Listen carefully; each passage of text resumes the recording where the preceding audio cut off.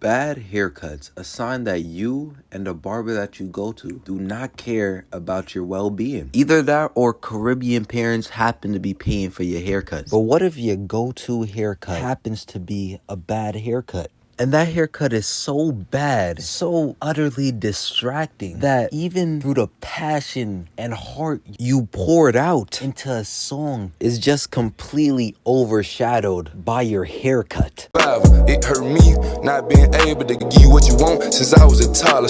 Able to give you what you want since I was a toddler. They're comparing his haircut, his stupid haircut. They're comparing it to an 18-wheeler, a plane, and a rocket. And I'm all for being different, something new, you feel what I'm saying?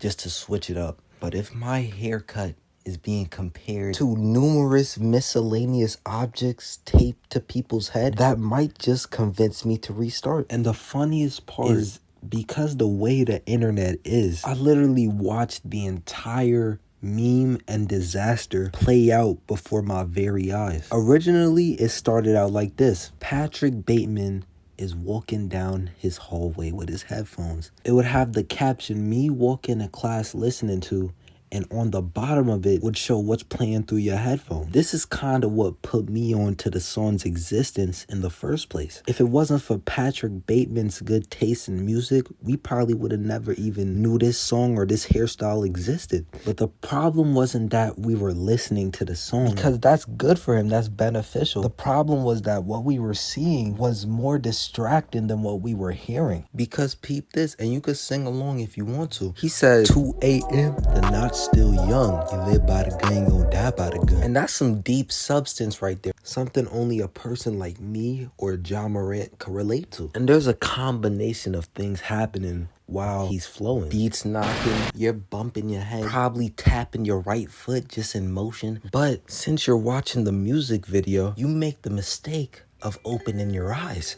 Just when you start to get into it, your focus is just completely drawn out, and the deep message of the song starts to matter a lot less. It's kind of like how if you hear a Ice Spice song, you'll start to notice its ass, and then out of nowhere your Men in Black flashed by Ice Spice literal ass, so you have no recollection of the song being trash in the first place. His haircut is the same degree of distraction. He could be talking about how he stopped 15 plane crashes and ended world hunger, and I'ma still be like, that's cool and all, but why that haircut? And the rest of the internet thought the same exact thing, and began the first wave of the storm, the comment section. His hair makes me mad for some reason. Haircut is treacherous. Bro got yelled at by Benson. And the search bar for the song is Mordecai Cut. The fact that you could look up this guy's Superstar Pride song just by typing in Mordecai Cut is outrageous. But the madness did not end there. Superstar then went and did the freestyle for a second time. This time he made sure to not show any emotion whatsoever while staring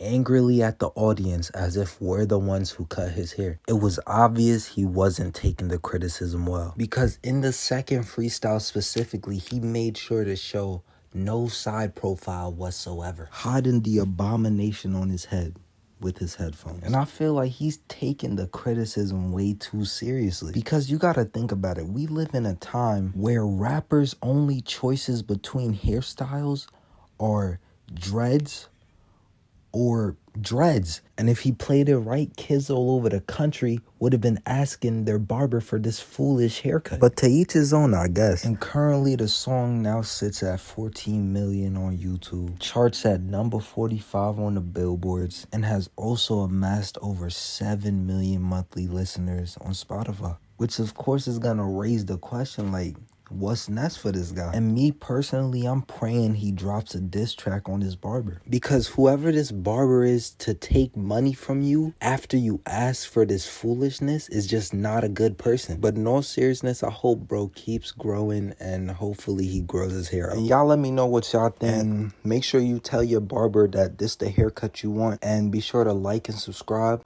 and I'm out.